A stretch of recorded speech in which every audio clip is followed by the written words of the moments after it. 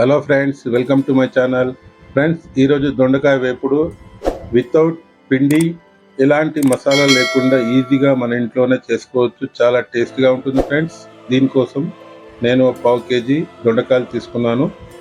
దొండకాయలు నీట్గా కడుక్కున్న తర్వాత ఈ విధంగా ఒక దొండకాయకు 4 పీసులుగా కట్ చేసుకున్నాను. అదేవిధంగా ఇలా పండిన దొండకాయలు పక్కన పెట్టేశాను. స్టవ్ పై ఒక ప్యాన్ పెట్టేసి అందులో 2 టేబుల్ స్పూన్ ఆయిల్ వేశాను. కరివేపాకు ముందుగా ఫ్రై చేసుకోవాలి ఫ్రెండ్స్. ఈ విధంగా ఫ్రై చేసుకొని పక్కన పెట్టేసుకోవాలి. ఇందులోనే నేను 4-5 వెల్లుల్లి రిబ్బల్ని నలిపి వేస్తున్నాను. దంచాను ఒక విధంగా చెప్పాలంటే. అదేవిధంగా ఇది కొద్దిగా ఫ్రై అయ్యాక మనం దొండకాయ ముక్కల్ని వేసి ఫ్రై చేసుకోవాలి ఫ్రెండ్స్. ఇవి మగ్గనికి 5 మినిట్స్ అవుతుంది. అలాగే నేను 4 పచ్చిమిర్చి నిలువుగా కోసి వేస్తున్నాను. ఇలా ఫ్రై చేసుకున్న తర్వాత దీనిపై లీడ్ పెట్టేసి 5 మినిట్స్ లో ఫ్లేమ్లో ఉడికించుకోవాలి. ఈ దొండకాయ వేపుడులో ఎలాంటి పిండి మరియు మసాలాలు వాడతలేము ఫ్రెండ్స్. ఈ లీడ్ పెట్టేసి 5 మినిట్స్ తర్వాత దీన్ని చూద్దాం ఫ్రెండ్స్. 5 మినిట్స్ అవుతుంది. చూడండి ఫ్రెండ్స్, మన దొండకాయలు చాలా బాగా మగ్గాయి. ఇప్పుడు ఇందులో మనం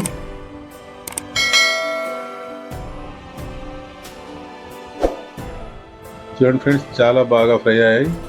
ఆయిల్ ఎక్కువైంది. ఆయిల్ ఎక్కువైతే ఇబ్బంది పడవని అవసరం లేదు, ఆయిల్ తీసేయాలి. చూడండి, ఇప్పుడు ఇందులో 1/2 టీ స్పూన్ పసుపు వేస్తున్నాను. అలాగే 1/2 టీ స్పూన్ కారం, రుచికి సరిపడ్డ ఉప్పు వేస్తున్నాను. ఈ ఉప్పు, కారం, పసుపు ఈ దొండకాయ ముక్కలకు తగిలేటట్టు 2 నిమిషాల పాటు ఈ విధంగా కలుపుకుంటూ ఫ్రై చేసుకోవాలి. అదేవిధంగా నేను ఇందులో 1 టీ స్పూన్ ధనియాల పౌడర్ని వేస్తున్నాను. అదేవిధంగా మనం కరివేపాకు ఫ్రై చేసి పెట్టుకున్నాం. అది కరివేపాకు ఇందులో వేసేసి 1 నిమిషం పాటు దీన్ని కలుపుతూ ఫ్రై చేసుకోవాలి. ఈ రెసిపీ కంప్లీట్ అయినట్టే.